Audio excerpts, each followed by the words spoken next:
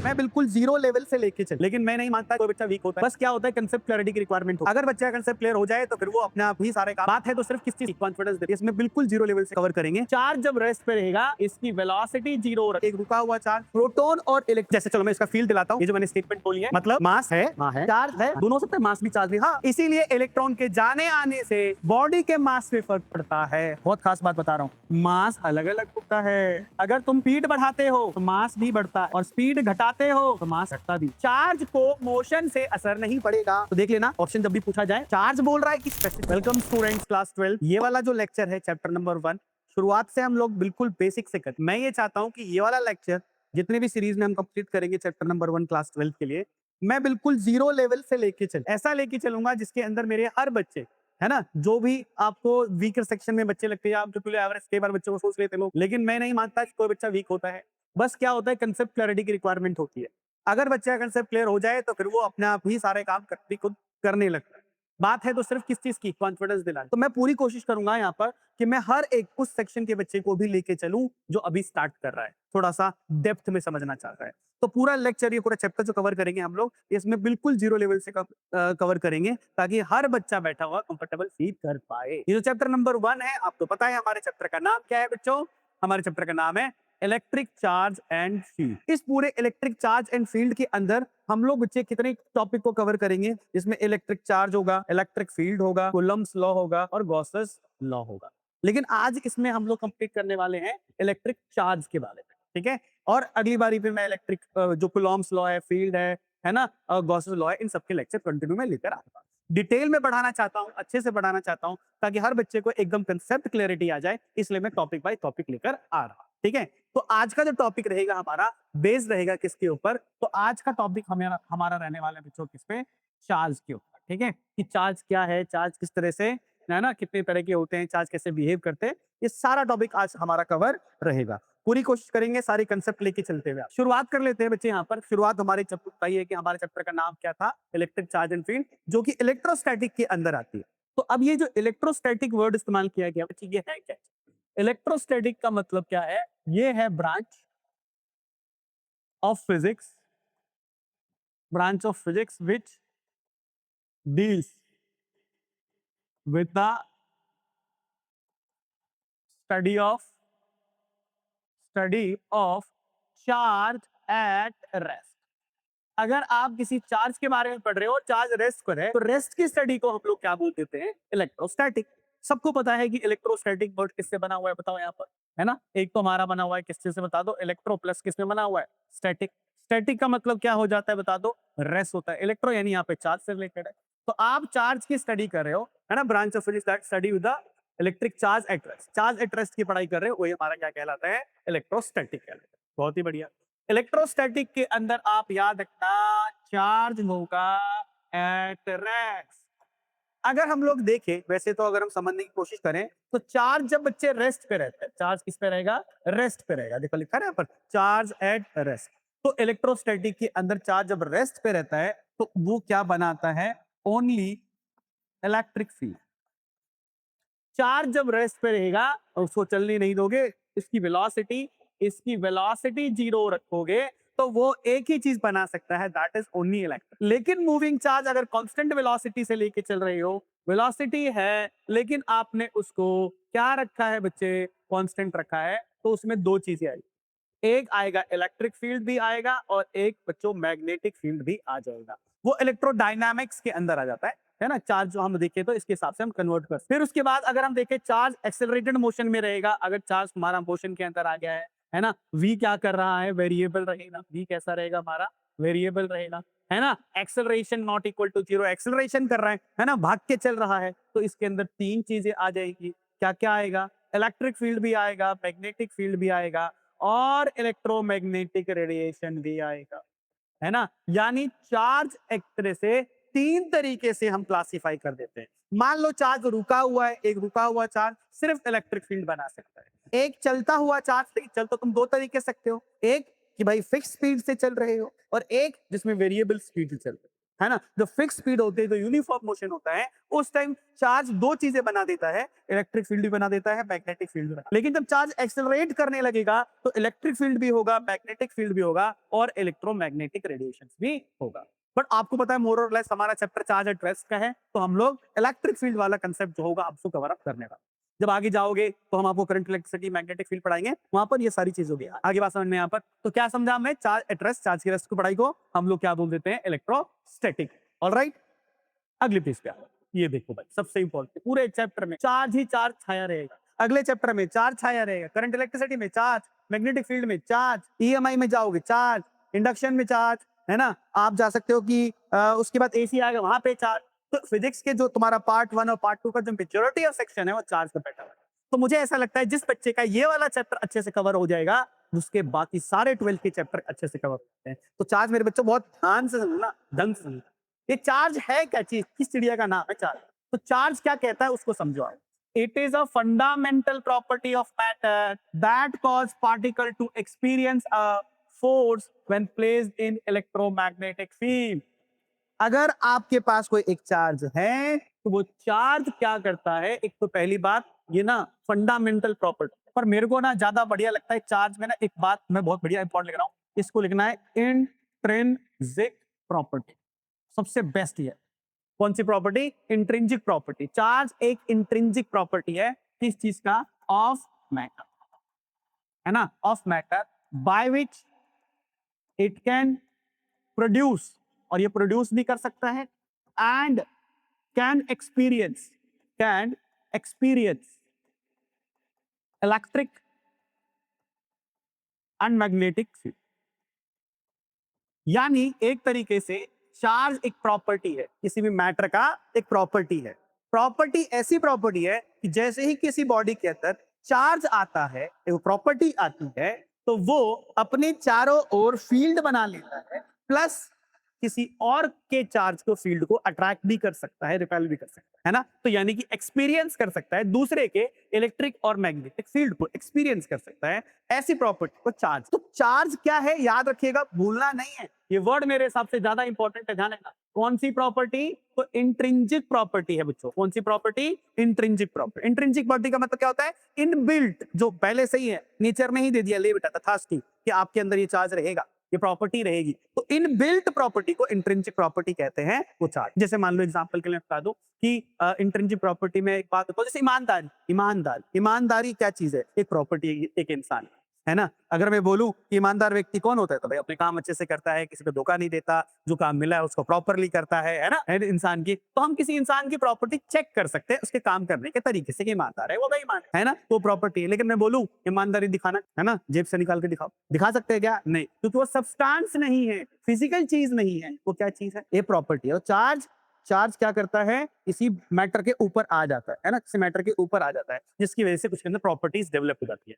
तो हम लोग क्या बोल देते हैं कि ये एक तरीके से प्रॉपर्टी है जो हर मैटर के अंदर आती है, जिसकी वजह से वो इलेक्ट्रिक फील्ड और मैग्नेटिक फील्ड बना सकता है और एक्सपीरियंस भी कर सकता है, वो हमारा चार्ज होता है। ठीक बात है सर। तो चार्ज की कुछ प्रॉपर्टीज वगैरह है, क्या है, चार्ज एक स्केलर क्वांटिटी, यानी इसके अंदर क्या नहीं होगा, इसके अंदर होगा बच्चों ओनली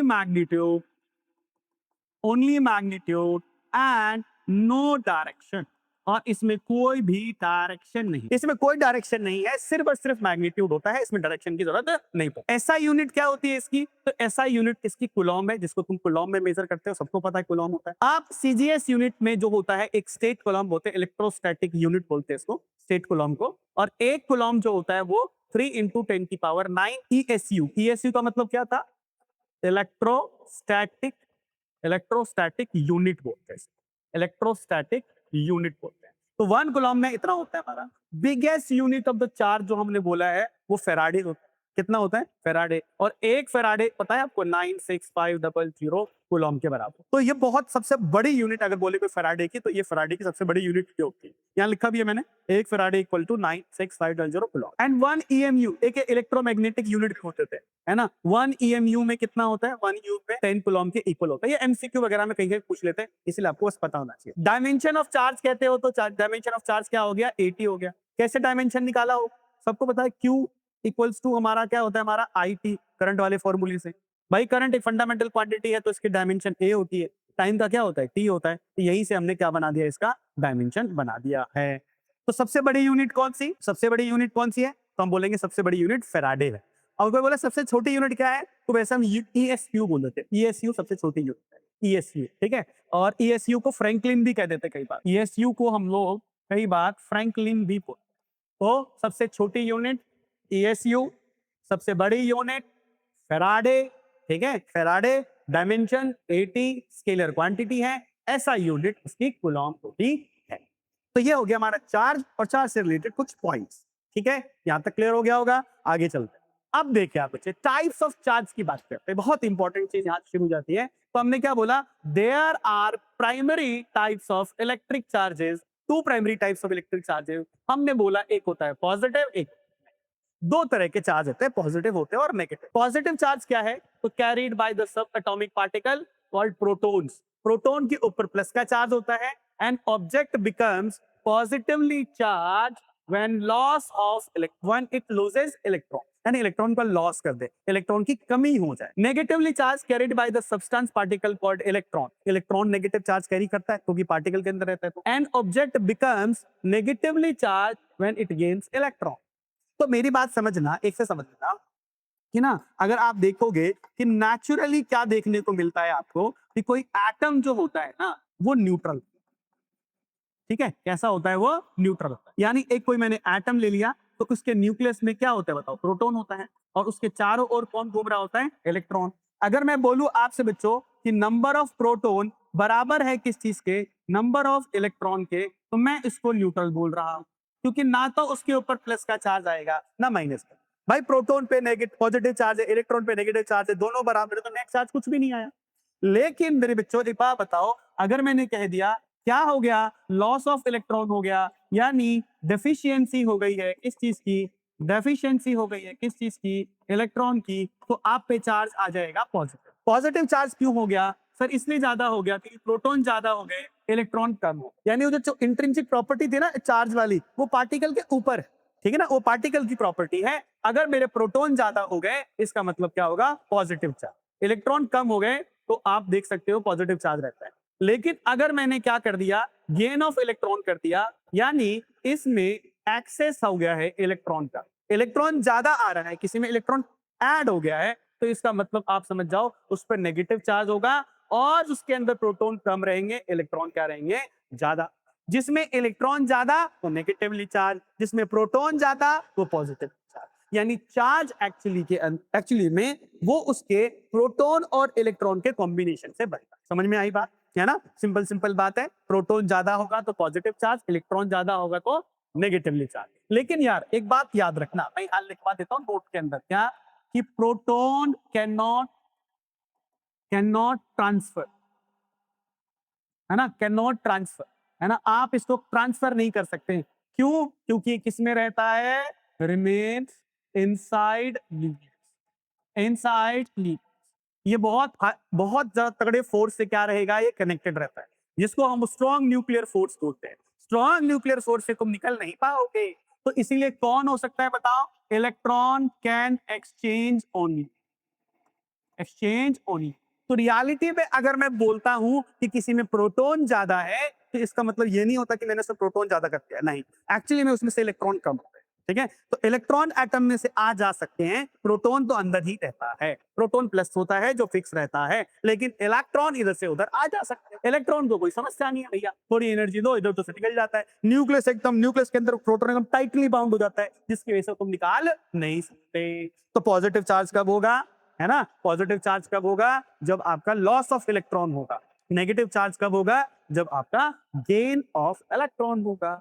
आई बात समझ में। तो दो तरह के चार्ज हो गए, पॉजिटिव और नेगेटिव। बहुत बढ़िया, बहुत ही बढ़िया। आओ जी बच्चों आगे देखो, प्रॉपर्टीज ऑफ चार्ज क्या होते हैं, प्रॉपर्टीज ऑफ चार्ज, चार्ज की क्या प्रॉपर्टीज। तो देखो सबसे पहली चीज, सबसे पहला पढ़ लिखा है, charges are transferable. Charge transfer हो सकता है, चार्ज क्या हो सकता है, ट्रांसफर हो सकता है, बिल्कुल सही बात है भाई। देखो जैसे मान लो मेरे पास कोई एक बॉडी है, उस बॉडी में से मैंने इलेक्ट्रॉन डाल दिया या इलेक्ट्रॉन निकाल दिया, तो इलेक्ट्रॉन के आने जाने से हम क्या कर सकते हैं, चार्ज को एक बॉडी से दूसरे बॉडी पर भेज सकते हैं, ठीक है। यानी ड्यू टू किसके वजह से बच्चे, exchange of electron, due to exchange of electron charge को आप ट्रांसफर कर सकते हो एक जगह से दूसरी जगह पे भेज। दूसरी प्रॉपर्टी क्या चीज है बताओ, एडिटिविटी की बोल रहा है, एडिटिव नेचर का होता है। क्या बोल रहा है कि charges are the scalar quantities and can be added algebraically and the total charge of the system is sum of the all individual charges. यानी मेरा कहने का मतलब क्या है, ऐसे मान लो कि मेरे पास कोई ऐसा करके कोई भी एक ऐसा करके एक सिस्टम है, इस पे 1 कूलम है, 2 कूलम है ना, प्लस का, इसमें माइनस का 3 कूलम है। कोई बोले बताना जरा क्यू टोटल, यानी टोटल चार्ज कितना होता है, क्यू सिंबल होता है चार्ज। तो क्या करूंगा बताओ, तो सर ये 1 coulomb plus 2 coulomb plus minus का 3 कूलम, यानी ये कितना हो गया 3 कूलम माइनस 3 कूलम, यानी आंसर आ गया 0 कूलम। समझ के बात, तो इस पर नेट चार्ज कुछ भी नहीं है, न्यूट्रल हो जाएगा क्योंकि टोटल चार्ज 0 हो गया। यानी charge can be added algebraically, मतलब इंडिविजुअल चार्ज जितना होगा तुम उसको डायरेक्टली ऐड कर सकते हो क्योंकि ये स्केलर क्वांटिटी है। कैसी क्वांटिटी है, स्केलर। जैसे मान लो एक और बॉडी लेते, इस पे 4 कूलम का चार्ज है, इस पे 3 कूलम का चार्ज है, इसमें -1 कूलम का चार्ज, तो क्यू टोटल कितना होगा, जैसे ऐड करते हैं वैसे ही करो, यानी 4 coulomb plus 3 coulomb plus minus का 1 कूलम, यानी 7 माइनस 1 यानी 6 कूलम। समझ में आई बात ये चीज, यानी आप चार्जेस को आसानी से जैसे आता था आपको वैसे ही ऐड कर सकते हो, सब्ट्रैक्ट कर सकते हो, सब्ट्रैक्शन यही होता है। स्केलर क्वांटिटी है तो अल्जेब्रिकली नॉर्मली ऐड कर सकते हो, तो charge is additive in nature. बहुत ही बढ़िया। आगे क्या बोलता है, ये सबसे इंपॉर्टेंट प्रॉपर्टी है जो आपको ध्यान से समझनी चाहिए भाई साहब, ध्यान से। यही प्रॉपर्टी सबसे इंपॉर्टेंट प्रॉपर्टी है आज की जो आपको ढंग से समझना चाहिए। क्या चीज है बच्चे, तो क्वांटाइजेशन ऑफ चार्ज। क्वांटाइजेशन, ये क्वांटाइजेशन थोड़ा साउंड करता है ना क्वांटा वर्ड से, क्वांटा माने सबसे छोटा पार्टिकल जो हो सकता था, उसी को हम लोग बोलते हैं। क्वांटा वर्ड से क्या आ गया है, क्वांटाइजेशन। क्या बोल रहा है कि charge exist in discrete amount, छोटे छोटे पार्टिकल में एग्जिस्ट करता है, उसको क्वांटा बोलते हैं। क्वांटा को डिस्क्रीट बोलते हैं कि डिस्क्रीट अमाउंट में मिलता है, which are always integral multiple of single electron charge। Single electron charge, इसमें इलेक्ट्रॉन पे चार्ज हमने कितना माना हुआ है, it is expressed by Q equals to n. मैं थोड़ा और समझा देता हूँ, इसको और सिंप्लीफाई करके लिख देता हूँ। अगर कोई बोले कि बताओ जरा मुझे कि क्वांटाइजेशन का क्या मतलब होता है, तो आप सिंपल ऐसे लिख देना कि total charge is integral multiple of basic fundamental unit of charge. This is Q equal to plus minus NE. This is Q equal to plus minus NE. जहां पर बच्चों इस Q का मतलब होता है टोटल चार्ज, ये टोटल चार्ज है, ये E का मतलब हमारा फंडामेंटल है ना, इससे छोटा नहीं मिल सकता मुझे charge, fundamental unit of charge. ठीक है, फंडामेंटल यूनिट ऑफ चार्ज। और n का मतलब यहाँ इंटीजर है, जिसका मतलब होता है 1 2 3 4 5 6 7 8 9 10, positive integer 1 2 3 4 and so on, ये हो सकता है। इसको मैं थोड़ा सा चाहता हूं मैं और एक्सप्लेन करूं, थोड़ा ढंग से एक्सप्लेन करूं, इसीलिए इस स्लाइड पे भी मैंने है ना क्वांटाइजेशन ऑफ चार्ज को थोड़ा एक्सप्लेन करने की कोशिश की। जैसे मान लीजिए कि मैंने एक बताता हूं, एक साइंटिस्ट थे जिनका नाम था R.A. मिलिकर, है ना, ये केमिस्ट्री में रहते हैं साइंटिस्ट, कई बच्चों को याद आ गया होगा। इन्होंने एक एक्सपेरिमेंट किया था जिसका नाम था ऑयल ड्रॉप एक्सपेरिमेंट। ठीक है, इन्होंने ऑयल ड्रॉप एक्सपेरिमेंट से इन्होंने ये प्रूव कर दिया कि स्मॉलेस्ट चार्ज जो हो सकता है पॉसिबल वो है E, और वो है आपका प्लस माइनस 1.6 इंटू 10 की पावर माइनस 19 कूलम। इसी को फंडामेंटल यूनिट कहा गया है, फंडामेंटल चार्ज कहा गया है, फंडामेंटल यूनिट ऑफ चार्ज। आप इससे ज्यादा छोटा चार्ज नहीं बना सकते, तो हमें सबसे छोटू जो चार्ज मिलता है वो इतना ही मिलता है, इससे छोटा नहीं मिलेगा। यही है आपका प्यारा प्यारा क्वांटा, समझे? क्वांटा माने छोटा, छोटा मतलब बहुत छोटा है ना, उससे छोटा नहीं हो सकता, यही फंडामेंटल है। इसी को चार्ज, ये इलेक्ट्रॉन पे होता है इतना चार्ज। अब हमने कहा कि मान लो मेरे पास एक बॉडी, ये दूसरी बॉडी है, ठीक है, मान लेते हैं, ये मान ले ये न्यूट्रल है इस टाइम, है ना, ये भी कैसा मान लो बच्चों, ये भी न्यूट्रल है इस टाइम। मान लो दोनों न्यूट्रल है हमारे पास, यानी कि इस पे कोई चार्ज नहीं, लेकिन मैंने इसमें से एक इलेक्ट्रॉन इसमें से ट्रांसफर कर दिया, यानी कि इसमें से एक इलेक्ट्रॉन का लॉस हो गया, इसमें एक इलेक्ट्रॉन का गेन हो गया। तो बताइयो इस पे चार्ज कितना आया? तो सर इसका लॉस हुआ तो प्लस ई, और इस पे गेन हुआ तो इसका मतलब कितना हुआ? तो सर माइनस का ई, माइनस का ई। इलेक्ट्रॉन आया, गेन हुआ, इस साइड क्या हुआ बच्चों? इस साइड गेन हुआ, गेन ऑफ इलेक्ट्रॉन। इधर क्या हुआ? Loss of electron. इधर इलेक्ट्रॉन का लॉस है इसलिए प्लस चल रहा है, इधर इलेक्ट्रॉन का गेन है इसलिए माइनस चल रहा है। ठीक है, गेन हो रहा है। मान ले एक और इलेक्ट्रॉन भेज दो, Q2 कितना आ जाएगा? तो सर प्लस का 2e। मान लो एक और भेज दिया इलेक्ट्रॉन, तो इसमें Q2 क्या आ जाएगा? माइनस का 2e। Q3 कितना आ जाएगा? प्लस का 3e।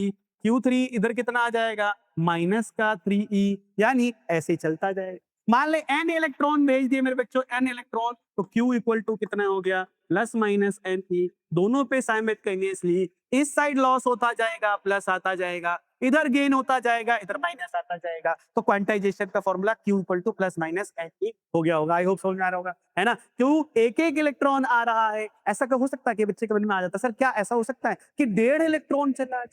नहीं हो सकता। 1.5 इलेक्ट्रॉन नहीं हो सकता। क्यों नहीं हो सकता? क्योंकि 1.5 इलेक्ट्रॉन कैसे होगा? सबसे छोटा इलेक्ट्रॉन ही होता है, उससे ज्यादा नहीं हो सकता। क्या ऐसा तो नहीं होगा कि एक इलेक्ट्रॉन था, है, बीच में गया और आधा कूद गया और अंदर जाकर फिर जुड़ गया? ऐसा नहीं होता, ठीक है ना? इलेक्ट्रॉन सबसे छोटा है, उससे छोटा नहीं हो सकता। आई बात समझ में? हाँ, तो इसीलिए इलेक्ट्रॉन सबसे छोटा है, इसीलिए 1 के बाद 2 आएगा, 2 के बाद 3 आएगा, 3 के बाद 4 आएगा, 4 के बाद 5 आएगा, 3.5 4.5 नहीं।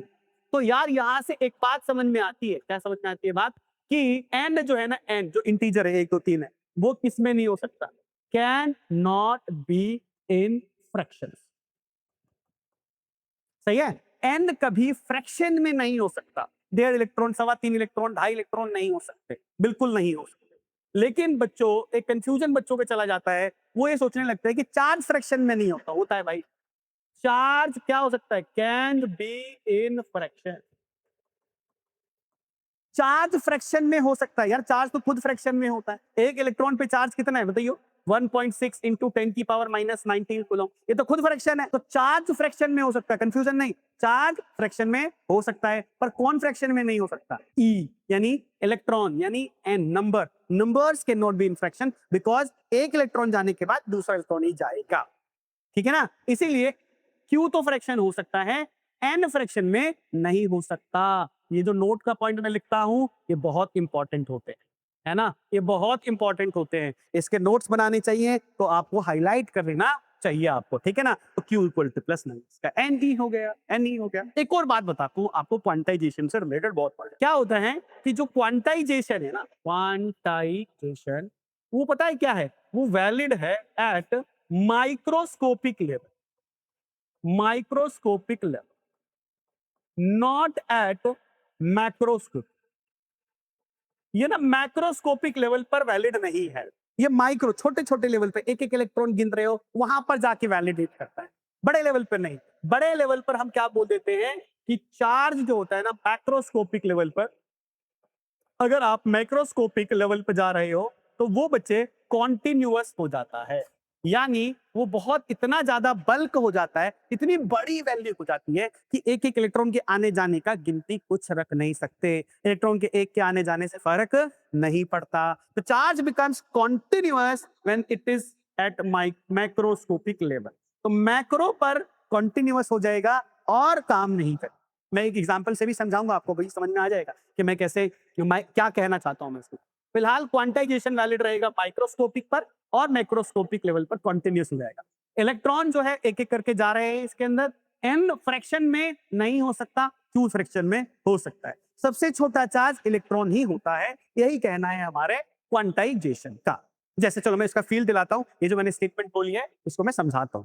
आ जाओ, इसी बात को फिर दोबारा से फील दिलाने के लिए कि मैं क्या बोल रहा हूं, मैक्रोस्कोपिक माइक्रोस्कोपिक, मैं आपको एक एग्जांपल समझाऊंगा। ये देखो, इसमें से आपको पहचानना है कि कौन सा चार्ज पॉसिबल है और कौन सा चार्ज पॉसिबल नहीं। जैसे पहला सवाल, पहला सवाल कैसे करूंगा? देखो पहला क्या बोल रहा है? Q इक्वल टू आपको दे रखा है 4.8 कूलम। तो Q इक्वल टू क्या फॉर्मूला होता है? प्लस माइनस का, एन ई प्लस, फिलहाल है ना, एन ई होता है। अब Q कितना है तो 4.8 है, N हो गया, E की वैल्यू कितनी होती है 1.6 इंटू 10 की पावर माइनस 90, N की वैल्यू कितनी आ जाएगी 4.8 अपॉन में 1.6 इंटू 10 की पावर माइनस 90।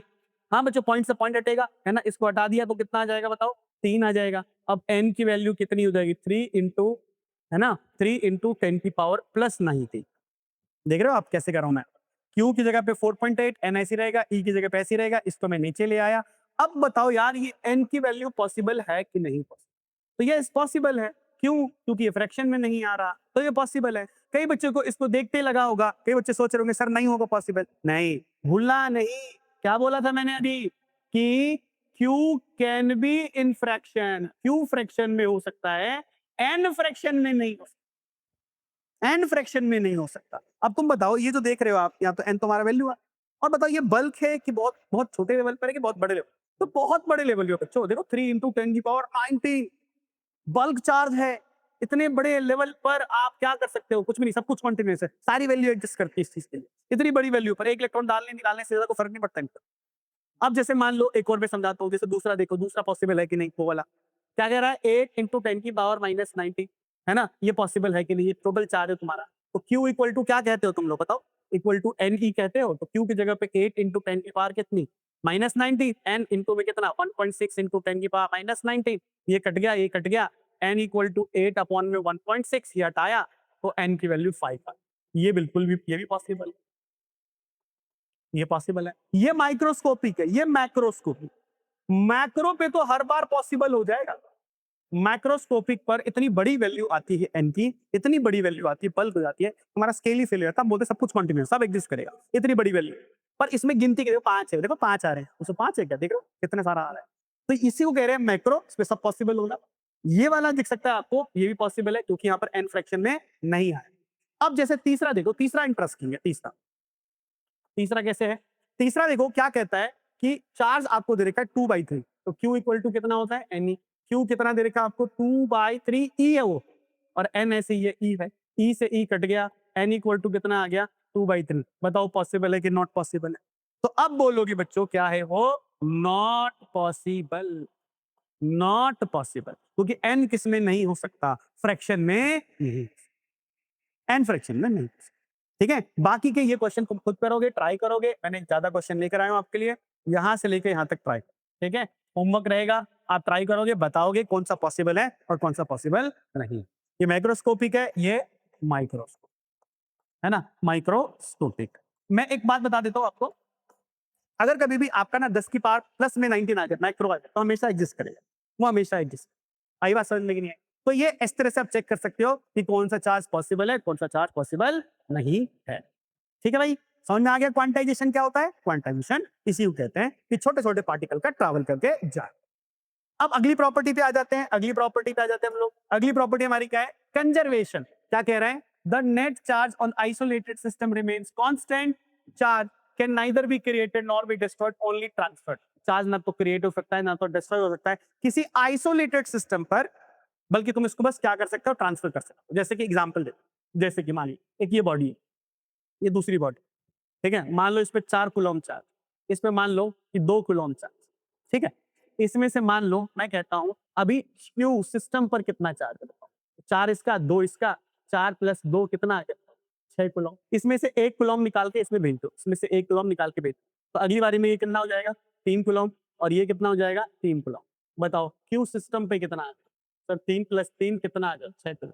सिस्टम पे चार्ज ना तो क्रिएट होगा ना तो डिस्ट्रॉय, दोनों को गिनना सिस्टम में, इधर से इधर निकाल के लाओगे तो जितना पहले था उतना बाद में, तो इसको बोलते हैं कंजर्वेशन ऑफ चार्ज। हाँ, इंडिविजुअल इंडिविजुअल बॉडी पे चार्ज आप देख सकते हो कम हो रहा है, इस पे बढ़ रहा है, तो इंडिविजुअल बॉडी के ऊपर चार्ज आ भी सकता है जा भी सकता है, पर पूरे सिस्टम के ऊपर ना तो चार्ज क्रिएट होता है ना तो चार्ज डिस्ट्रॉयड। आई बात समझ में, इसीलिए सिस्टम पे चार्ज हमेशा कंजर्व रहेगा, ये ट्रांसफर कर सकते हो पर क्रिएट और डिस्ट्रॉय नहीं कर सकते। क्या बोल रहा है कि चार्ज एग्जिस्ट इन 2 टाइप्स, कह रहा है पॉजिटिव एंड नेगेटिव। सबको पता है चार्ज, अभी थोड़ी देर पहले बताया था आपको, पॉजिटिव नेगेटिव होता है। लाइक चार्ज क्या करेगा, रिपेल करेगा, और अनलाइक चार्जेस क्या करेगा, अट्रैक्ट करेगा। सबको बात ही पता है ना बच्चों, प्लस वाला प्लस के साथ क्या करता है, रिपल्शन करता है, माइनस वाला माइनस के साथ क्या करता है, रिपल्शन करता है, इट रिपेल ईच अदर। लेकिन प्लस वाला माइनस को क्या करेगा, अट्रैक्ट करेगा। भाई ये नेचर का लॉ ही, नेचर का ही लॉ है कि भाई अलग चीजें तो एक दूसरे को क्या करती हैं, अट्रैक्ट करती है ना, अपोजिट चीजें एक दूसरे को अट्रैक्ट कर लेती हैं। तो जैसे ये सेम चीज है रिपेल करेगी, सेम चीज है रिपेल करेगी, अलग अलग पोलैरिटी है तो वो अट्रैक्ट करेगी। ये बात बिल्कुल फंडामेंटल है, सबको पता। इनवेरिएंस का क्या मतलब है, बड़ा अच्छा पॉइंट है। क्या कहता है कि electric charge is independent of the speed और द फ्रेम ऑफ रेफरेंस। मतलब इसका मतलब कि अगर आपके पास चार्ज अगर रेस्ट पर है और चार्ज अगर किसके अंदर है, मोशन में है, तो चार्ज को कोई असर नहीं पड़ता। चार्ज को कोई असर नहीं पड़ता, मतलब कि चार्ज जितना पहले था उतना बाद में ही रहता है, मोशन से इसका कोई लेना देना नहीं है। It remains same, it remains same. Rest और मोशन का चार्ज कैसा आता है, सेम आता है, सेम आता है। अगला क्या बोलता है कि charge can not exist without mass. भाई चार्ज बिना मास के एग्जिस्ट नहीं कर सकता। तो चार्ज एक प्रॉपर्टी है, वो किसकी प्रॉपर्टी, किसी मैटर की तो है, सब एटॉमिक पार्टिकल की तो है। पार्टिकल जरूर होना चाहिए, it is always associated with the mass. बिना मास के चार्ज नहीं हो सकता। और ये बात समझ में, charge always associated with mass. तो मैं कुछ पूछूंगा, तुम बताना ये हो सकता है कि नहीं हो सकता। मैं कुछ पूछूंगा, जैसे बताओ, मैंने बोला मास जीरो और चार्ज जीरो, ये पॉसिबल है या नहीं है पॉसिबल, बताओ। थोड़ा सा इसको ऊपर कर देता हूँ हल्का सा, हाँ ठीक है, थोड़ा सा इसको हाँ ऐसे कर। अब बताओ mass zero charge zero possible है कि नहीं। हाँ हो सकता है भाई, मास ही नहीं है तो चार्ज भी नहीं है। बिल्कुल हो सकता है। ऐसा पता है किस में होता है, मैं बता देता हूँ, फोटोन में होता है। फोटोन एक मासलेस पार्टिकल है, चार्ज नहीं होता, न्यूट्रल होता है। अच्छा बताओ बताओ, एक और बताओगे। मैंने बोला कि mass is not equal to zero but charge is zero, क्या ऐसा हो सकता है। मास नॉट जीरो मतलब मास है पर चार्ज नहीं, ऐसा हो सकता है। हाँ बिल्कुल हो सकता है। वो कौन है, वो देखो न्यूट्रॉन। सबको पता है न्यूक्लियस के अंदर एक और बंदा रहता है प्रोटॉन के साथ, न्यूट्रॉन। न्यूट्रॉन का मास होता है, हाँ होता है, लेकिन चार्ज है, चार्ज नहीं होता। तो ये भी हो सकता है। अच्छा भाई, अच्छा भाई, अगला देखो, क्या ऐसा हो सकता है कि मास जीरो नहीं लेकिन चार्ज भी जीरो नहीं। मतलब मास है, हाँ है, चार्ज है, हाँ है, दोनों हो सकते हैं, मास भी चार्ज भी। हाँ कौन है, यही तुम्हारे इलेक्ट्रॉन प्रोटॉन। कौन है, इलेक्ट्रॉन है, प्रोटॉन है, दोनों का मास भी होता है और चार्ज भी होता है, चार्ज भी होता है। क्या ये पॉसिबल है, देखना, देखना ये पॉसिबल है। Mass equal to zero but charge is not equal to, ये पॉसिबल है कि मास तो नहीं है लेकिन चार्ज है। ऐसा नहीं हो सकता, not possible, not possible, not possible, ऐसा कहीं नहीं, ऐसा कभी नहीं हो सकता। मास तो होना ही पड़ेगा, बिना मास के चार्ज एग्जिस्ट नहीं करेगा। इसी को कहा गया है एसोसिएटेड विद द मास। इसीलिए इलेक्ट्रॉन के जाने आने से बॉडी के मास पे फर्क पड़ता है, बिल्कुल पड़ता है। बेशक से बहुत कम पड़ता है लेकिन फर्क तो पड़ता है, बिल्कुल फर्क पड़ता है। सारी बात समझ में यहाँ पर, ये बात है ना। आगे देखो एक बार और देखो भाई, मैंने यहाँ पर चार्ज और मास के थोड़ा सा एक कंपैरिजन कर, जैसे तुम बताओ, अगर मैं कहता हूं कि पहले ये बताओ कि गेन ऑफ अगर इलेक्ट्रॉन होगा तो मास पे क्या असर पड़ेगा, हम बोलेंगे बढ़ेगा। मास बढ़ेगा भाई, लेकिन बहुत कम बढ़ता है, ना के बराबर बढ़ता है। और अगर मान लो मैं कहता हूं कि लॉस ऑफ इलेक्ट्रॉन हो गया तो मास पे क्या असर पड़ेगा, तो मास कम होगा, बिल्कुल याद रखना, मास घटेगा। इलेक्ट्रॉन के आने जाने से मास पे असर पड़ता है, डेफिनेटली असर पड़ता है, मास के आने जाने से, चार्ज के आने जाने से। अगर मैं यहां पर एक चीज कह दूं, चार्ज कह दूं, और एक तरफ क्या कह दूं बच्चों, मास कह दूं, अगर मैं दोनों को कंपेयर करा दूं तो एक छोटा सा कंपैरिजन देख लेना। चार्ज की अगर हम बात कर ले, जो चार्ज वगैरह होता है हमारा, ये क्या चीज होती है, तो ये हमारा इंट्रिंसिक प्रॉपर्टी। क्या है मेरे बच्चे, इंट्रिंसिक प्रॉपर्टी, किस चीज का, और वो हमारा मैटर है। ये क्या है बता, तो ये है number of particles, number of particles contained in body, contained in body, किसी बॉडी में कितना पार्टिकल वार्टिकल है, वही उसका मेजर होता है, मास होता है। दूसरा, चार्ज जो होता है वो क्या होता है, क्वांटाइजेशन को फॉलो करता है, यानी क्वांटाइज्ड। मास के लिए not establish, not establish yet, mass के लिए अभी तक ऐसा कुछ कहा नहीं, मास के लिए अभी तक ये कोई क्वांटाइजेशन का लॉ आया नहीं। अच्छा, चार्ज क्या कर सकता है? अट्रैक्ट, यानी अट्रैक्शन और रिपल्शन दोनों कर सकता है, जबकि ये वाला जो दिख रहा है आपको ओनली अट्रैक्शन करता है। मास सबको पता है, खाली अट्रैक्ट करता है, रिपेल कभी नहीं करता। जबकि एक और बात बता दो कि क्यू जो होगा रेस्ट का और क्यू जो होगा जो हमारा मोशन का, वो भी कैसा आता है बता दो? सेम आता है। जबकि भाई पता है तुम्हें को बहुत खास बात बता रहा हूं, मास अलग अलग होता है, मास अलग अलग होता है। अगर मैं मास निकाल रहा हूं किसका? मोशन का, और मास किसका निकाल रहा हूं? रेस्ट का, डिवाइडेड बाय क्या होता है? √1 माइनस का v square by c square. यहां पर क्या होता है पता है? अगर तुम स्पीड बढ़ाते हो तो मास भी बढ़ता है, और स्पीड घटाते हो तो मास घटता भी। लेकिन ये वाली बात बहुत हाई स्पीड के ऊपर ज्यादा वैलिडेट कर रहे हैं, तो ये मास का जो है ना वो मोशन से फर्क पड़ता है, इसीलिए वो पिछली प्रॉपर्टी चार्ज और मास के बीच में रखी गई थी। इसीलिए ध्यान रखना, चार्ज को मोशन से असर नहीं पड़ेगा, है ना? चार्ज को मोशन से असर नहीं पड़ेगा। देखो फिजिक्स क्या कह रही है तुम्हें पता है? जैसे मान लो, अगर मैं मान लो कि मेरे को क्या करना है, थोड़ा फिट होना है ना, वजन थोड़ा कम करना है, तो डॉक्टर के पास जाओगे, डॉक्टर क्या बोलेगा? इस तरह भागो, भागोगे तो आपका वेट कम, है ना, पतले हो जाओगे, दुबले हो जाओगे, है ना? मैंने कहा हाँ बिल्कुल सही है। लेकिन फिजिक्स क्या बोल रही है? कह रहा है भाग, स्पीड बढ़ाओगे तो मास बढ़ दो। देख रहे हो, है ना? तो स्पीड बढ़ाने से मास बढ़ रहा है ना, मास बढ़ रहा है। लेकिन ये आप याद रखिएगा, ये बात सही है, ट्रू होती है, लेकिन बहुत हाई वेलोसिटी के रेस्पेक्ट में जब हम मान रहे होते हैं, हालांकि वो वेट जो होता है हमारे बॉडी का वो अलग होता है, बायोलॉजिकल मैकेनिज्म से हमारा पार्टिकल वगैरह डिस्ट्रॉय होते हैं, तो वो अलग बात होती है, ये अलग बात है। ठीक है, तो ये ध्यान रखिए। इसमें एक बड़ा सिमिलर वर्ड रहता है, क्या चीज? Specific charge. बच्चे को ये बड़ा कंफ्यूज कर देता है, चार्ज अलग चीज है और स्पेसिफिक चार्ज अलग चीज। पता है क्या होता है स्पेसिफिक चार्ज? स्पेसिफिक चार्ज इसको बोलते हैं charge divided by mass. Charge और मास का रेशियो जो होता है उसे कहा जाता है स्पेसिफिक चार्ज। चार्ज और मास का रेशियो जो होता है उसे कहा जाता है स्पेसिफिक चार्ज। इसकी अगर ऐसा यूनिट की बात कर रहे हो तो कूलॉम पर केजी, कूलॉम पर केजी ये होता है। अब बताओ, इस पर अगर मैं क्या करता हूं, अगर मैं स्पीड बढ़ाता हूं, यानी स्पीड की वजह से किस पर अफेक्ट नहीं पड़ता? अगर स्पीड जो है ना, स्पीड बढ़ा रहा हूं तो किसको असर नहीं पड़ता? क्यू इंडिपेंडेंट रहता है। क्या रहता है? Q independent. लेकिन स्पेसिफिक चार्ज क्या रहेगा? डिपेंडेंट रहेगा। क्यों? क्योंकि देखो ना, यहाँ पर क्या हो गया, अगर मैंने स्पीड बढ़ा दिया, ठीक है, तो तुमको पता है ना मास बढ़ेगा, मास बढ़ गया, मास बढ़ेगा तो स्पेसिफिक चार्ज कम। जैसे तुम अगर कहो कि स्पीड क्या कर दो, बताओ, स्पीड कम कर दो, स्पीड क्या कर दो? कम कर दो, तो मास भी क्या हो जाएगा? कम। मास कम हो गया तो स्पेसिफिक चार्ज क्या हो जाएगा? ये तो इंडिपेंडेंट है, ये वाली चीज इंडिपेंडेंट, पर ये तो डिपेंडेंट। तो charge is independent on the speed, it is invariant, but it is but for the specific charge it is dependent। तो देख लेना, ऑप्शन जब भी पूछा जाए, कोई ऑप्शन आ जाए, क्वेश्चन आ जाए, तो चार्ज बोल रहा है कि स्पेसिफिक चार्ज बोल रहा है, इसका ध्यान रख लेना क्या कहा जा रहा है। तो चार्ज और मास के बीच में आपका क्लैरिटी आ गया, स्पेसिफिक चार्ज क्या होता है ये भी क्लैरिटी आ गया। ठीक है, आगे चलते हैं। आज अब एक सवाल कर लेते हैं, आज देखो उसी के ऊपर सवाल है ना, न्यूमेरिकल्स वगैरह है, वो तो मैंने कंसेप्ट क्लैरिटी के लिए बता देता है कौन सा पॉसिबल हो सकता है, नहीं हो सकता है। ये वाला बढ़िया सवाल है, हमें क्वांटाइजेशन के ऊपर ही है ये, है ना? आज का जो हमारा मेन टॉपिक है तुम्हें पता ही है, क्वांटाइजेशन मेन है, जिस पर न्यूमेरिकल फन।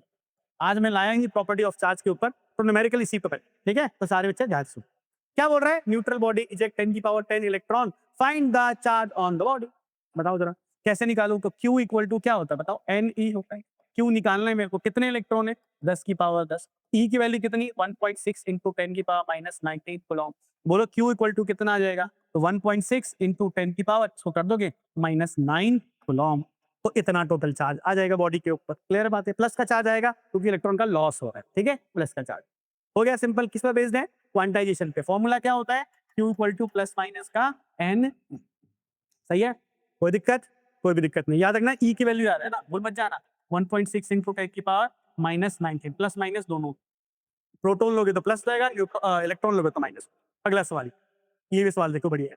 कह रहा है कि एक बॉडी है जिसके ऊपर 10 कूलॉम का चार्ज है पहले से, तो इसमें इतने इलेक्ट्रॉन है। ये एक्चुअली में बच्चे यहाँ पर ये ना 19 है, 19, 10⁻19। मैं इसको प्रॉपर वे में लिख देता हूँ, पहले इसको हटा के,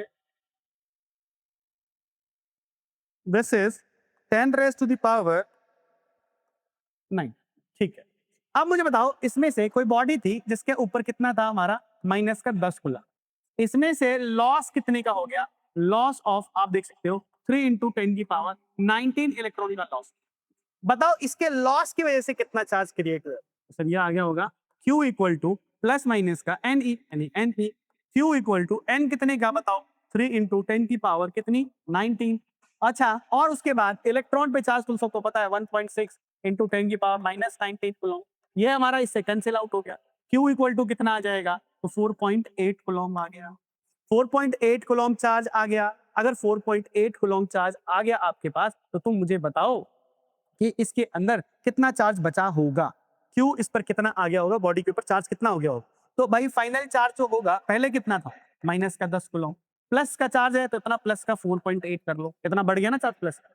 अब बताओ यहाँ पर कितना होना चाहिए, इसको घटा लो तो कितना आ जाएगा 6.2, 6 नहीं 5.2 कूलम चार्ज आंसर कितना आ गया, इसमें से इसको लेस कर लिया हमारा 5.2 हमारा आंसर, 5.2 कूलम इस पे हमारा चार्ज बचेगा। आईवा सर ने ये भी क्वांटाइजेशन के ऊपर हमारा न्यूमेरिकल। अगला देख ये क्या कह रहा है कि if 10 raised to the power 20 alpha particles are ejected from neutral body per second, ठीक बात है, then after how much time it acquire the charge of minus 4.8 nano coulomb. अच्छा भाई एक बात बताओ पहले तो ये अल्फा पार्टिकल का मतलब समझता, अल्फा पार्टिकल पता है क्या होता है, ये हीलियम का एक न्यूक्लियाई होता है, ये helium nuclei, helium 2 plus nuclei. तो इसीलिए अगर अल्फा पे कभी भी कोई चार्ज बोल देना तो कुछ नहीं करना, टेंशन मत लेना, प्लस का 2e होता है, प्लस का 2e होता है, प्लस का 2e होता है, इतना चार्ज होता है। प्लस का 2e का मतलब कितना होता है 2 इंटू 1.6 इंटू 10 की पावर माइनस 9 यानी 3.2 इंटू 10 की पावर माइनस 19 कूलम इतना चार्ज एक अल्फा पार्टिकल पे इतना। अच्छा कितने निकल रहे total charge, total charge by ejection of alpha particle बता कितना होना चाहिए, तो वही फॉर्मूला लगाओगे बच्चों Q equal to n, n कितने का बताओ जरा 10 की पावर 20 का, चार्ज कितना, चार्ज कितना हो गया अल्फा पार्टिकल पे 2e का चार्ज होता है तो मैंने इतना ले लिया 3.2 इंटू 10 की पावर माइनस 90। अच्छा बताओ कितना आएगा, तो सर ये आ गया इसमें से 10 बचेगा तो 32 आएगा, है ना, यहां से मैंने इसको किया तो बच गया 10 और इसमें मल्टीप्लाई किया तो 32 कूलम आ जाएगा, कितना आ गया 32 कूलम आ जाएगा। हमने कहा कि हमें कितने का चाहिए तो बोल रहा है कि बताओ कि how much time it will acquire minus 4.8 nano coulomb, तो टाइम पूछ रहा है तो भाई टोटल चार्ज कितना है तो आपको टाइम निकालना। अच्छा ये कितने, इसको इतने इतना चार्ज गेन करने में कितना टाइम लग गया बताओ, तो इसको इतना चार्ज गेन करने के अंदर सिर्फ 1 ही सेकेंड लगा है, टाइम टेकन कितना 1 ही सेकेंड है। इतना चार्ज 10 की पावर 20 अल्फा पार्टिकल जब इसमें से निकले हैं तो आपका जो टाइम लग गया है वो सिर्फ और सिर्फ कितना लग गया है 1 ही सेकेंड लगा है, ठीक है, Q equals to n e 1 second लगा है। तो बताओ टाइम कितना लगेगा, तो टाइम भाई टोटल चार्ज कितना है तो 4.8 इंटू 10 की पावर कितनी माइनस 90 माइनस 4.8 इंटू 10 की पावर माइनस 9 किलो जो कि नैनो किलो डिवाइडेड बाय ये आपका कितना है बताओ यहाँ पर 32 किलो, यानी अगर मैं टाइम निकालना चाहूं तो कैसे निकाल सकता हूँ बताओ, यहाँ से हटाऊंगा तो एक जीरो लाऊंगा नीचे तो 48 तो 32 और यहाँ पर आ गया एक जीरो ले जाऊंगा ऊपर यानी कि 1.5 इंटू 10 की पावर ऊपर ले जाऊंगा तो माइनस का 10 है ना, ये जीरो था ना एक बार यहाँ पर लेके चला गया 10 की पावर माइनस 10 सेकेंड, यानी अगर बोला जाए तो आपको 1.5 10 की पावर माइनस 10 सेकेंड लगेंगे क्या करने में, इस चार्ज को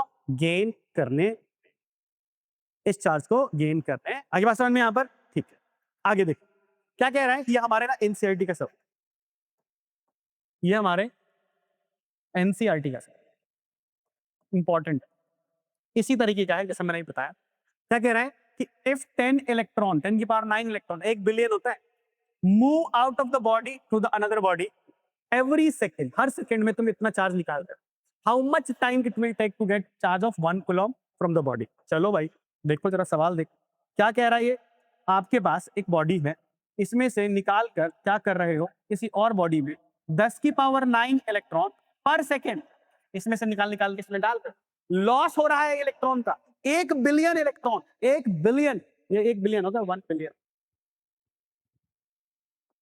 1 सेकेंड में 1 बिलियन इलेक्ट्रॉन निकाल के इसमें डालते बोल रहा है बताओ 1 कूलॉम चार्ज गेन करने में कितना टाइम लगेगा। इसको या उसको कह लो, दोनों में से एक ही बात है, दोनों पे साथ साथ एक ही चार्ज है। तो कैसे करूं भाई? तो पहले तो देखो एक काम कर लेते हैं, चार्ज 1 सेकेंड में कितना आएगा, चार्ज गेन इन 1 सेकेंड। बताओ 1 सेकेंड में कितना चार्ज गेन करेगा 1 सेकेंड में, ये जो निकलता है तो सर वही होगा Q इक्वल टू एन की, Q ऐसे रहेगा, n की जगह पे कितना 10⁹, ये कितना 1.6 इंटू 10 की पावर कितनी -9 पे, तो Q इक्वल टू कितना आ गया 1.6 इंटू 10 की पावर -10 किलो। हाँ ये इतना चार्ज आएगा। अच्छा टोटल चार्ज इतने में टाइम तो 1 ही सेकंड लगा है, तो टाइम पूछ रहा है 1 कूलम होने, तो कितना 1 कूलम डिवाइडेड बाय कितना 1.6 इंटू 10 की पावर -10। अब मैं इसको करता हूं यहाँ पर, तो कितना जाएगा 10/16 इंटू 10 की पावर 10, काट दो इसको, ये कितना हो जाएगा बताओ, ये 4 क्या बोलते हैं 5 और बाई ये 8 हो जाएगा इंटू 10 की पावर 10, कितना सेकेंड। बच्चों एक बात पूछना चाहता हूं मैं आपसे कि जो भी आएगा मेरे पास 0.625 इंटू 10 की पावर 10 सेकेंड है, अगर मैं इसको किससे डिवाइड कर दूं बताओ, अगर मैं इसको 6 सेकंड बताइए, अगर मैं इसको 60 से डिवाइड करूं तो क्या होगा, तो ये मिनट में आ जाएगा, 60 से फिर डिवाइड कर दो तो आवर्स में आ जाएगा, फिर इसको तुम 24 से डिवाइड कर दो तो डेज में आ जाएगा, फिर इसको तुम 365 से मल्टीप्लाई कर दो तो ये ईयर्स में आ जाएगा। और आपको बहुत जान के हैरानी होगी कि इसका आंसर लगभग 198 ईयर्स आता है। ओ भाई साहब, इसका मतलब 1 बिलियन इलेक्ट्रॉन एक बॉडी में से निकाल के दूसरी बॉडी में डालूंगा 1 सेकेंड के अंदर, तब भी 1 कूलम चार्ज गेन करने में लगभग मेरे को 198 साल लगेंगे, 200 साल। तो तुम मुझे बताओ ये एक कितना बढ़िया फील दे रहा है आपको किस बात का, कि चार्ज बेटा ये जो 1 कूलम है ना, कूलम 1 कूलम, वो क्या है, वो भाई साहब बिगेस्ट यूनिट है, मतलब बिगर ही है, बिगर क्या, बिगेस्ट तो नहीं कह सकता, बिगर है ना, बिगर यूनिट ऑफ चार्ज। इतना गेन करना हमारे बस का नहीं है, इसीलिए हम लोग नैनो कूलम पिको कूलम में खेलते रहे। प्रैक्टिकली इतना नहीं हो सकता हमारा, 1 कूलम नहीं गेन कर पाएंगे। हाँ थियोरेटिकली काम करते रहते हैं, पढ़ाई लिखाई में यूज करते रहेंगे, और प्रैक्टिकली अचीव करना तुम्हें दिख रहा है कि इतना भयंकर इलेक्ट्रॉन भी निकाल दूंगा मैं, तब भी मेरे को इतना लग जाएगा। तो कूलम को छोटा मोटा यूनिट मत समझ बैठ जाना, it is a huge unit of charge, बहुत भयानक चार्ज। 1 कूलम गेन करने में ही हमारी हालत खराब हो जाती है। और ये बात समझ में, तो इतना सारा जो है जब जा रहा है चार्ज, तब जाके आपको इतना टाइम लगा। 1 सेकंड में था, टोटल चार्ज को इससे डिवाइड कर दिया तो टोटल टाइम आई बात समझ में आता।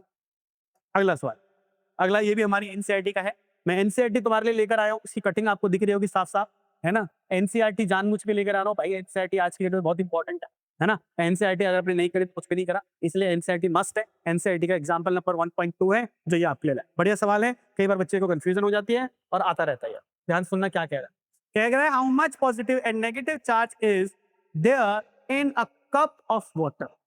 बच्चे सोचते हैं ये क्या हो गया कप ऑफ वाटर, तो यार एक बात बता देता हूं कि स्टैंडर्ड साइज ऑफ कप जो होता है ना, वो माना गया है 250 ग्राम, 250 ग्राम को माना। जैसे तुम्हें मान लो डॉक्टर के पास जाते हो, डॉक्टर क्या बोलता है, डॉक्टर बोलता है कि भाई एक काम करो, आप बीमार हो तो चलो 2 चम्मच चाय नहीं दवाई, 2 चम्मच है ना, सुबह ले लेना शाम को लेना, क्या चीज आपकी दवाई। तो 2 चम्मच बोलता है, तो भाई इसका क्या मतलब, क्या मतलब पता है, 1 चम्मच में 5 ml माना, 5 ml को 1 चम्मच 1 स्पून बोल देते हैं। ये नहीं कि घर पे उसने बोला 1 चम्मच है, तुम जाके अंदर से एक करछी निकाल के लाए और करछी से पी गए, ये सारे 2 चम्मच बोले हमारे घर पे तो चमचा था चमचा करछी उससे पी गए, नहीं स्टैंडर्ड साइज है। ये स्पून बोलने का मतलब, कप बोलने का मतलब क्या है, साइज कुछ होगा इसका, स्टैंडर्ड साइज है, तो कप का स्टैंडर्ड साइज 250 ग्राम माना गया है। ठीक है बात है।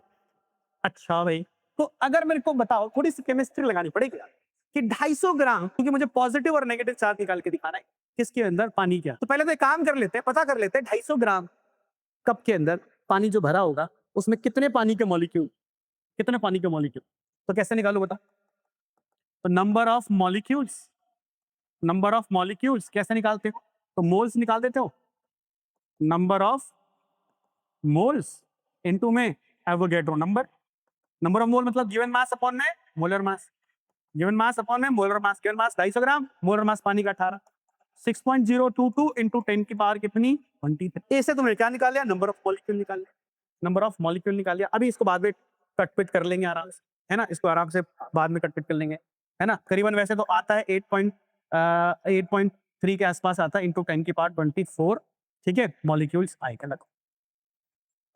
अच्छा चलो ठीक है, अगर मुझे बताओ इतना लगभग मॉलिक्यूल आ रहा है हमारे पास, एक बात बताओ, तो एक वाटर में कितने इलेक्ट्रॉन होते हैं बताओ, नेगेटिव चार्ज निकालने के। तो H2O, मैं पूछ रहा हूं नंबर ऑफ इलेक्ट्रॉन बताओ कितने। तो सर हाइड्रोजन में एक होता है तो 1 इंटू 2, इसमें 8 होता है तो 10 इलेक्ट्रॉन। भाई मास मत कर देना, कहो कि 2 हो गया और यहाँ 16 हो गया, मास नहीं बोल रहा हूँ, इलेक्ट्रॉन बोल रहा हूँ। जिसका जो एटॉमिक नंबर होता है उसमें उतने इलेक्ट्रॉन होते हैं, उतने ही प्रोटॉन होता है, अगर न्यूट्रल है तो न्यूट्रल ही तो है ये, तो 10 होते। तो बता सकता है कोई नंबर ऑफ इलेक्ट्रॉन कितने हो जाएंगे। तो नंबर ऑफ इलेक्ट्रॉन हो जाएंगे 8.3 इंटू 10 की पावर 24 इंटू 10, यानी 8.3 इंटू 10 की पावर 25 इलेक्ट्रॉन। तुम सोचो पहले मैंने क्या किया, पानी के मॉलिक्यूल निकाल, एक मॉलिक्यूल में कितना होता है, ये 1 मॉलिक्यूल, एक मॉलिक्यूल में कितना होता है 10 इलेक्ट्रॉन, तो इतने मॉलिक्यूल में कितने होंगे, तो मैंने 10 से मल्टीप्लाई कर दिया, इतने इलेक्ट्रॉन आ गए। तो चार्ज कैसे निकालूं बताओ, Q इक्वल्स टू Ne, तो Q ऐसे रहेगा, n की जगह पे कितना, n तो यही तो है मेरा, 8.3 इंटू 10 की पावर 25 इंटू 1.6 इंटू 10 की पावर माइनस 90, है ना। तो अगर मैं इस पे चार्ज निकालूंगा करीबन 1.3 इंटू 10 की पावर 7 कूलॉम के आसपास आंसर आ रही बात समझ में। क्या किया, बड़ा इंटरेस्टिंग सवाल है, पहले मैंने मोल से मॉलिक्यूल निकाले हैं, एक मॉलिक्यूल में 10 इलेक्ट्रॉन, तो इतने मॉलिक्यूल में मल्टीप्लाई कर दिया, चार्ज निकाल दिया Q equal to N, n मतलब कि मेरे पास इतने इलेक्ट्रॉन थे और मेरे पास एक इलेक्ट्रॉन पे इतना चार्ज है, प्लस होगा तो प्लस लगा, अगर पॉजिटिव कहोगे तो पॉजिटिव आ जाएगा, नेगेटिव कहोगे तो नेगेटिव आ जाएगा, इतना ही लिखो, जितना प्लस होगा उतना ही माइनस होगा क्योंकि न्यूट्रल मॉलिक्यूल है। क्लियर है, आगे देखो ये वाला सवाल देख। एक और चीज यार देखो, क्वार्क पार्टिकल के बारे में बता दो, थोड़ा सा ध्यान रखिएगा, क्वार्क पार्टिकल क्या चीज है ये। हमने ना जब नई अब लेटेस्ट डिस्कवरी क्या कहती है, अकॉर्डिंग टू लेटेस्ट डिस्कवरी, कि ना जो स्मॉलेस्ट चार्ज है बच्चे हमारा क्या है बताइए, स्मॉलेस्ट चार्ज क्या बताया तो मैंने आपको, तो स्मॉल चार्ज ई होता है यानी इलेक्ट्रॉन। लेकिन इनका कहना है कि एक्चुअली में इलेक्ट्रॉन भी जो होता है वो दो हिस्सों में टूट जाता है ना, क्वार्क जो होता है वो दो हिस्सों में टूट जाता है, एक होता है प्लस का 2e/3 जिसको बोलना है अप क्वार्क, और एक होता है हमारा माइनस का e/3 जिसको हम लोग क्या बोलते हैं डाउन क्वार्क, ठीक है। इसका सिंबल डी होता है, इसका सिंबल यू होता है, अप क्वार्क और एक डाउन क्वार्क होता है। ये क्वार्क लेटेस्ट डिस्कवरी के हिसाब से कि ई भी दो हिस्सों में टूट गया, ए भी, ये वाला भी हिस्सा भी हमारा कितने में, दो हिस्सों में तोड़ दिया है, हमने बोला है कि ये भी टूट जाते हैं। अच्छा ये टूट जाते हैं, हाँ, टूट जाते हैं भाई। तो इसका क्या मतलब है, बट क्या है इसमें एक बात याद रखिएगा, क्या कि quark does not exist independently, ये एग्जिस्ट नहीं करता इंडिपेंडेंटली, जबकि इलेक्ट्रॉन क्या करता है, इलेक्ट्रॉन रियल में फिजिकल पार्टिकल होता है इलेक्ट्रॉन, और इलेक्ट्रॉन एग्जिस्ट इंडिपेंडेंटली, इंडिपेंडेंटली। तो इसीलिए अभी भी मैं छोटा पार्टिकल किसको मानूंगा, इलेक्ट्रॉन को ही मान, क्योंकि क्वार्क है तो छोटे इलेक्ट्रॉन से, लेकिन वो एग्जिस्ट नहीं करते, वो टेम्परेली जुड़ जाते हैं। यानी कि आप ऐसे सोचो, ऐसे सोचो, एक होता है U प्लस का U प्लस का D, UUD, UUD। अच्छा बताओ U का मतलब क्या, अप क्वार्क, U का मतलब क्या बोला मैंने, अप क्वार्क बोला, ठीक है। U का मतलब क्या, अप क्वार्क, अप क्वार्क कितना 2e/3, 2e/3 माइनस का e/3, बताइए कितना है, तो सर ये हो गया 4e/3 माइनस का e/3, यानी सर 3e/3 कट गया, कितना आ गया e आ, ई प्लस में आ रहा है, किसमें आ रहा है, प्लस में आ रहा है या माइनस में आ रहा है, जो भी आ रहा है, ये हमारा प्रोटॉन कौन हो जाता है बताओ, यानी यूयूटी से प्रोटॉन बनता प्लस में आ।